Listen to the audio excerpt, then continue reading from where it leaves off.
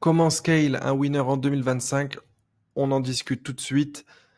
Je me présente rapidement, je m'appelle Kael, je suis le founder de l'agence Luma. On aide les shops qui font minimum 200 commands à scaler grâce aux créatives et aux CRO. On attaque, comment scale? Déjà, ça passe par la base, c'est un winner ou des winners. Faut pas avoir la pensée limitante que vous avez un produit, faut le hard scale.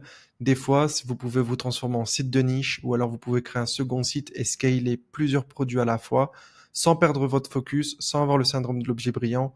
Mais faire de la recherche produit constant et lancer des SKU, c'est un des leviers de scaling.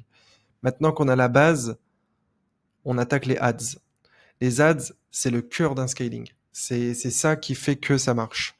Donc, concentrez-vous sur vos ads. Ça passe par de la market research. Connaissez vos USP, donc Unique Selling Proposition. Connaissez vos bénéfices, vos pain points, vos dream outcomes. Il faut que vous connaissez votre audience et vos audiences avec un S parce que c'est comme ça que vous allez scaler. Si vous parlez leur langage, si vraiment ils se sentent concernés par ce que vous dites et que vous touchez tous vos audiences, là vous allez scaler fort. N'oubliez pas, au plus votre audience est large, au plus vous scalez. Donc si vous touchez qu'un segment, vous allez jamais aller chercher des 40, 50, 60, 100 KDI. Et enfin, il faut avoir en tête le media mix. C'est pas parce que vous tournez avec une vidéo que c'est le seul moyen de scaler. Vous devez tester les statiques, les vidéos, les carousels, tous les formats, tous les concepts, et ensuite vous faites un media mix en fonction de votre data. Pour certains, ça va être 70% de statique, 30% de vidéo. Pour d'autres, ça va être 90% de vidéo, 10% de statique. Il y en a pour qui les carousels, ça va péter, mais ça sera la vidéo qui va les drive. En gros, il faut que vous connaissez votre marque, il faut que vous testiez énormément et que vous ayez en tête le media mix. Ne faites pas que de la vidéo, que de la statique. C'est limitant. Il y a des personnes qui vont réagir plus avec des statiques, d'autres plus avec des vidéos. Peut-être que les statiques, ça va être un peu plus bottom of funnel, les vidéos un peu plus top of funnel. Il faut que vous ayez l'audience la plus large. Donc, faites un peu de tout. Une fois qu'on a parlé des ads, le cœur du scaling, il faut qu'on parle du CRO. C'est obligatoire pour faire de la marge et scaler hard. Si vous n'avez pas ça, vous allez jamais scaler à 50, 70, 100 KDI. Il vous faut du CRO. Le CRO, ça passe par le split test. Pourquoi pour l'A/B test, split test? Pourquoi? Parce que si vous testez une semaine une offre, une semaine une autre offre, c'est pas correct parce que en une semaine, le marché est peut-être moins réactif, peut-être on arrive sur un fin de mois versus un début de mois, peut-être qu'il y a eu un événement dans le monde qui fait que c'est moins, sur une semaine, les résultats ont légèrement changé. Alors qu'un A/B test, c'est la même, enfin, c'est un élément qui change dans un environnement qui est le même parce que c'est une fois l'un, une fois l'autre, une fois l'un, une fois l'autre. Donc l'environnement est le même et là vous allez savoir isoler uniquement ce que vous avez changé. Est-ce que c'est ça qui drive du résultat ou qui en fait perdre? Donc split tester, c'est une base en CRO. Prioriser. Un bon versus un mauvais, in fine, ils vont tester les mêmes choses. Donc ils vont avoir le même résultat. Mais la vraie différence, c'est qu'un bon CRO, il y a de l'intuition, il y a de l'expérience et il teste les bonnes choses rapidement, ce qui permet de ne pas avoir de pression. Tu vois pas les chiffres baisser, tu vois pas le profit baisser, du coup tu descales pas, du coup tu perds pas ton momentum. Finalement, on a tous une épée de Damoclès.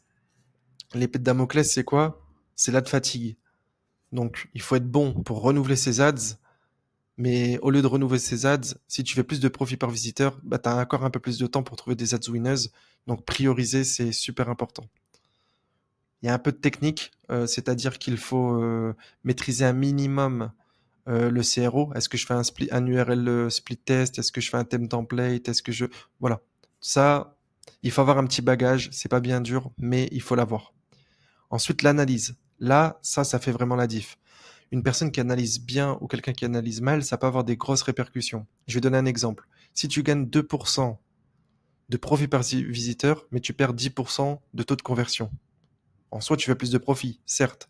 Mais si tu as de la LTV, si tu as perdu 10% de taux de conversion, bah, tu as peut-être perdu du profit sur une fenêtre de 2, 4, 6 mois. Tu fais plus de profit à l'instant T, mais moins de profit sur une période un peu plus longue. Donc là, il faut connaître ton business, voir ce que tu cherches. Et ça passe par l'analyse. Certains peuvent passer à côté de ça s'ils n'ont pas le degré, le niveau d'analyse qui est suffisamment élevé. Ensuite, on parle de CRO, c'est améliorer sa page produit, mais c'est aussi créer des landing pages et des listicles ultra personnalisés pour avoir des gros taux de conversion et des bons AOV. Donc ça, c'est méga important. Nous, on a fait passer des shops de 30-40 KDI à 50 KDI juste avec une listicle, alors qu'on galérait pendant des mois à renouveler les créatives. C'était un peu la course contre la montre. Là, en une listicle, on a fait plus 15 KDI. Donc c'est vraiment très important. LP listicle à ne pas sous-estimer, ça permet de ultra personnaliser le funnel et ça permet aussi de toucher des audiences top of funnel. Donc quand l'audience commence à saturer, ça permet de créer un peu d'air. Donc là, tu l'as bien compris. Les ads, c'est le cœur du scaling. Le CRO, c'est obligatoire pour faire de la marge et scaler hard. Nous, avec notre agence Luma, c'est exactement ce qu'on fait. Donc, niveau ads, on a des static makers, des vidéo éditeurs, des creative stratégistes et des des créatrices de contenu in-house, internalisées, et qui font du contenu constamment pour les brands avec qui on travaille. Et CRO, on a moi, on a un intégrateur, on a un A/B testeur, et en fait, ça nous permet de faire des listicles, des LP et A/B tester constamment les pages produits sans relâche. Dès qu'on a un nouveau truc, on le teste instantanément. Il n'y a pas de trou entre les deux tests. Ensuite, il y a le mailing. Le mailing, c'est un no-brainer. Il faut faire du mailing si tu veux scale. Cela dit, il faut pas oublier que c'est limité par ton produit et par ta logistique. C'est pas ton freelanceur qui est mauvais s'il y a des mauvais résultats. Enfin, pas tout le temps, pas forcément. Mais si tu as un mauvais produit, une mauvaise user experience et une mauvaise logistique, tu livres en plus de 16 jours. Forcément, quand les personnes vont recevoir leur mail, elles vont pas être super enthousiastes. Donc ça, c'est important à savoir, c'est que le mailing, c'est pas un levier si ta logistique et ton produit n'est pas bon. Comme je dis souvent, il ne faut pas scaler des problèmes. Donc ça, c'est la base. Avoir un bon produit et avoir une bonne logistique si vous voulez tenir sur le long terme. Mais nous, on livre des bons produits, on livre rapidement. Donc, sur quoi on se concentre quand on fait du mailing? La délivrabilité. Donc, vérifier s'il n'y a pas de problème de délivrabilité sur le mail. On va pas rentrer en détail dans cette vidéo. On va A/B tester les flows. Donc, les flows, ça représente beaucoup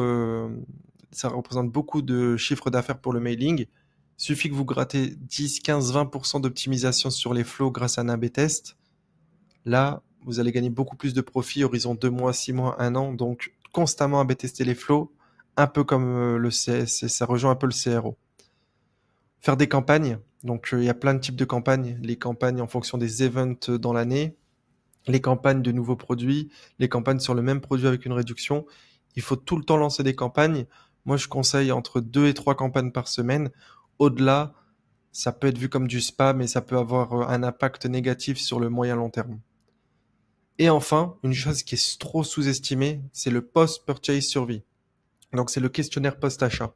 Super important d'avoir un questionnaire post-achat parce qu'en fait, vous allez pouvoir mieux comprendre vos audiences, mieux comprendre leurs problèmes et leurs désirs et parler le même langage qu'eux. Et du coup, en fait, ça va venir améliorer votre CRO et vos ads. Donc, très important de questionner vos clients une fois qu'ils ont acheté. Maintenant qu'on a vu le mailing, on va voir un nouveau levier de scaling. Donc, toujours dans la logique comment scale, on scale avec des marchés. Ça, c'est un des meilleurs moyens de scaler si vous avez de la trésorerie. Parce que ne vous amusez pas à essayer de taper 5 marchés si vous n'avez pas la trésorerie qui suit. Si c'est votre premier 10 KDI, 20 KDI, 30 KDI, vous n'avez pas les capacités de scaler dans 5-6 marchés. Donc, focalisez-vous là où ça marche vraiment fort avant de vous éparpiller parce que c'est pas réalisable pour vous. Mais si vous avez la trésor, multipliez la recette. C'est-à-dire, vous avez la connaissance, vous connaissez votre shop, vous connaissez les ads qui fonctionnent, l'angle marketing, les douleurs, les pain points, les bénéfices à mettre en avant. Donc faites la même chose, mais en version traduite, tout simplement dans un autre marché. C'est très très puissant. Après, ça dépend des affinités de la confiance. Il y a des personnes qui ne sont pas confiants dans certains marchés. Ils ne savent pas si ça fonctionne vraiment. Comme l'Italie, il y en a qui savent que ça marche très bien, il y en a qui pensent que c'est un peu cash and delivery. Si vous n'êtes pas sûr, n'y allez pas. Faites des recherches en amont parce que une personne qui doute, c'est une personne qui va pas scale. Donc voilà. Faites en fonction de vos affinités, votre confiance. Éduquez-vous avant d'aller sur n'importe quel marché parce que si vous y allez à reculons, ça va pas le faire. Et enfin, ça va dépendre de vos PSP. Si vous n'avez pas accès à, je sais pas, à, à Klarna, n'allez pas sur un marché scandinave. Si vous n'avez pas Klarna, Bancontact, si vous n'avez pas iDeal, n'allez pas aux Pays-Bas. En fait, il faut que vous ayez des connaissances sur les PSP pour chaque marché pour y aller sereinement encore une fois. Donc marché, c'est la multiplication de la recette. Maintenant, on va parler des parties prenantes, parce que oui, c'est un des leviers de scaling. C'est très important de maîtriser ces parties prenantes. Votre business n'existe pas ou peu sans eux. Donc, c'est quoi les parties prenantes? Bah, finalement, c'est votre agent. Donc, votre agent, il faut qu'il soit cohérent avec votre niveau de business. Donc, posez-vous les questions. Est-ce qu'il est performant? Est-ce qu'il livre vite? Est-ce que les prix sont bons? Est-ce qu'il est sérieux? Est-ce que je peux travailler avec lui sur le moyen long terme? Ça, c'est très important aussi, parce que si vous n'êtes pas sûr de ça, ça va être compliqué de se projeter. Et c'est pareil pour les agences avec qui vous travaillez ou les freelances. Posez-vous ces questions, parce qu'en fait, il faut pas les payer trop cher, mais il faut pas les payer pas assez, parce que là, vous allez avoir pas des A-players, mais des personnes qui sont pas très bonnes, et c'est inscalable avec ce type de personnes. Il faut pas non plus payer le marketing d'une agence, parce que là, ça ne concerne pas votre business. Il faut voilà, être cohérent dans l'approche. Et n'oubliez pas, c'est des personnes qui veulent votre bien. Si votre business s'écroule, forcément, leur business va s'écrouler aussi. Donc, travaillez avec des personnes qui veulent votre bien, qui sont investies, qui ont la même taille de business que vous. Une trop grosse agence, elle va pas vous considérer car vous représentez pas grand-chose dans votre CA. Et une trop petite agence, malheureusement, elle n'aura pas l'expérience et le niveau pour vous faire scaler beaucoup plus haut. Donc prenez ça en compte, très important lorsqu'on parle des parties prenantes. Et enfin, votre agent va avoir un impact sur votre banking et votre PSP. Donc raison de plus pour lesquelles il faut que vous maîtrisez votre agent, que vous lui montrez vos exigences. Et je rappelle, le banking et les PSP, ça reste des parties prenantes.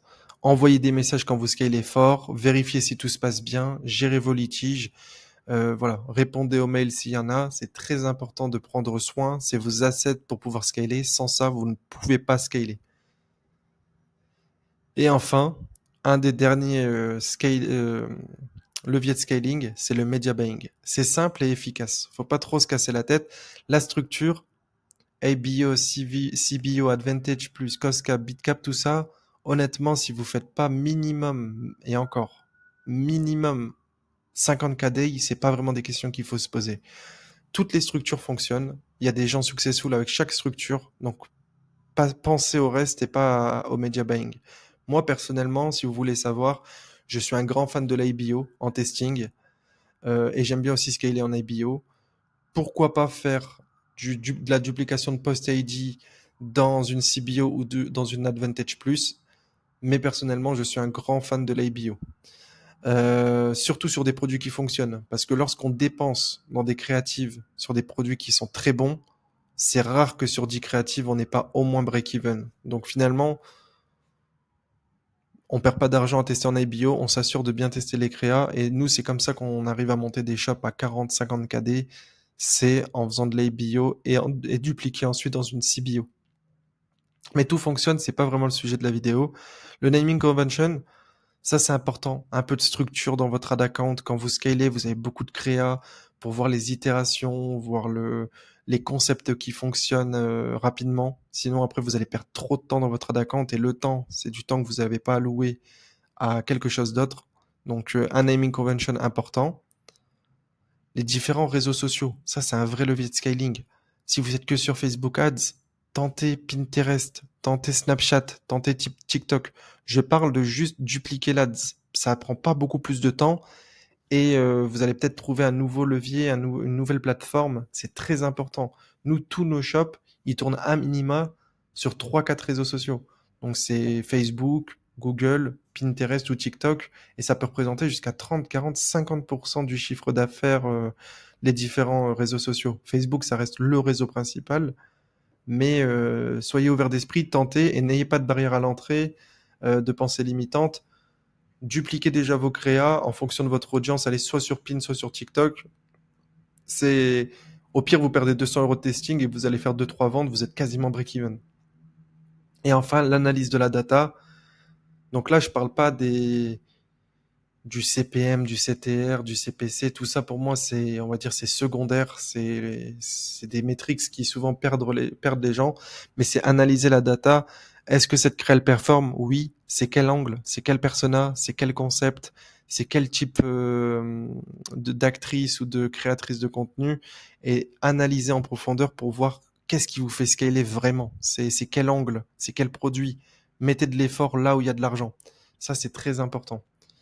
Euh, voilà, on a vu pas mal de levées de scaling. Moi, il y en a un autre que j'aurais bien aimé ajouter, je l'ai oublié, c'est le contenu.